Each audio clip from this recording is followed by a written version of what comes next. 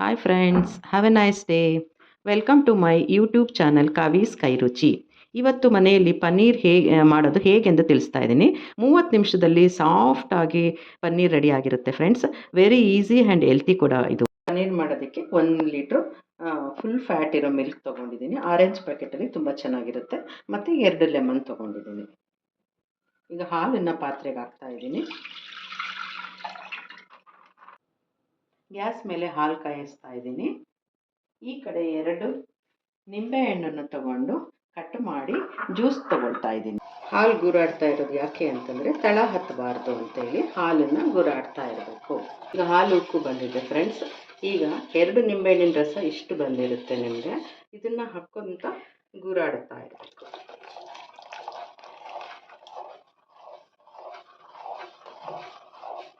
Gas off ಮಾಡ್ಕೊಂಡ್ಬಿಡ್ಬೇಕು. ನೋಡಿ friends, ಹಾಲು ಯಾವ ಥರ ಹೊಡಿತಾ ಬರ್ತಾ ಇದೆ, ಈ ಥರ ಆಗ್ತಾ ಇದೆ ಫ್ರೆಂಡ್ಸ್. ನೋಡಿ ಹಾಲಿಗೆ ಹೆಂಗೆ ಹೊಡೆದಾಗಿದೆ. ಇದನ್ನು ಸೋಸ್ಕೋಬೇಕು. ಸೋಸ್ಕೊಳೋದಕ್ಕೆ ನಾನು ಇಲ್ಲಿ ಕೆಳಗಡೆ ಒಂದು ಪಾತ್ರೆ ಇಟ್ಕೊಂಡಿದ್ದೀನಿ. ಆ ಪಾತ್ರೆ ಮೇಲೆ ಒಂದು ಸ್ಟೈನರ್ ತೊಗೊಂಡಿದ್ದೀನಿ. ಆ ಸ್ಟೈನರ್ ಮೇಲೆ ಒಂದು ಮಲ್ಲಿನ ಬಟ್ಟೆ ಅಂತ ಹೇಳ್ತಾರೆ, ಇದನ್ನು ಬಟ್ಟೆ ಹಾಕ್ಕೋಬೇಕು. ನೀವು ಬಟ್ಟೆ ಹಾಕ್ಕೊಂಡು ಇದನ್ನು ನೀರನ್ನು ಸಪ್ರೇಟ್ ಮಾಡ್ಕೋಬೇಕು.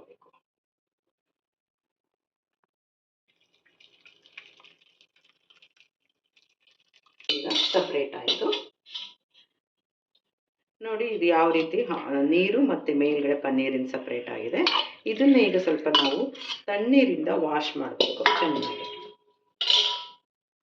ನೋಡಿ, ಈಗ ಕೆಳಗಡೆ ನೀರು ಅಷ್ಟೇ ಬಂದಿದೆ, ಇಲ್ಲಿ ಇದೆಲ್ಲ ಬಂದಿದೆ, ಹೌದಾ? ಈಗ ಇದನ್ನು ನಾವು ಸ್ವಲ್ಪ ತಣ್ಣೀರಲ್ಲಿ ವಾಶ್ ಮಾಡಬೇಕು ಫ್ರೆಂಡ್ಸ್.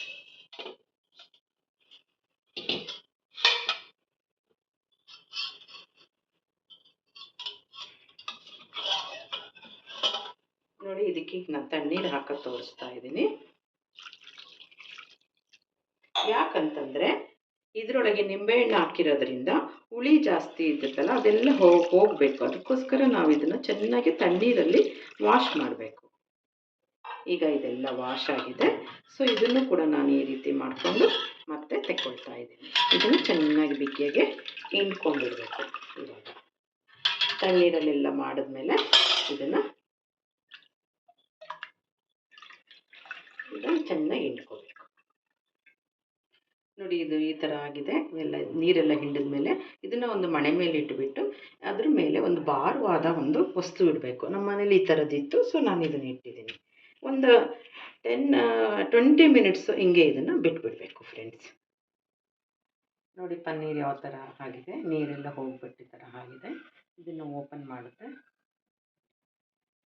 ಈ ಥರ ನಿಮಗೆ ಎಷ್ಟು ಚೆನ್ನಾಗಿ ಸಾಫ್ಟ್ ಆಗಿರೋ ಪನ್ನೀರ್ ಸಿಗ್ತಾ ಇದೆ. ನೋಡಿ ಎಷ್ಟು ಚೆನ್ನಾಗಿದೆ, ಸಾಫ್ಟ್ ಆಗಿದೆ ಅಲ್ವಾ?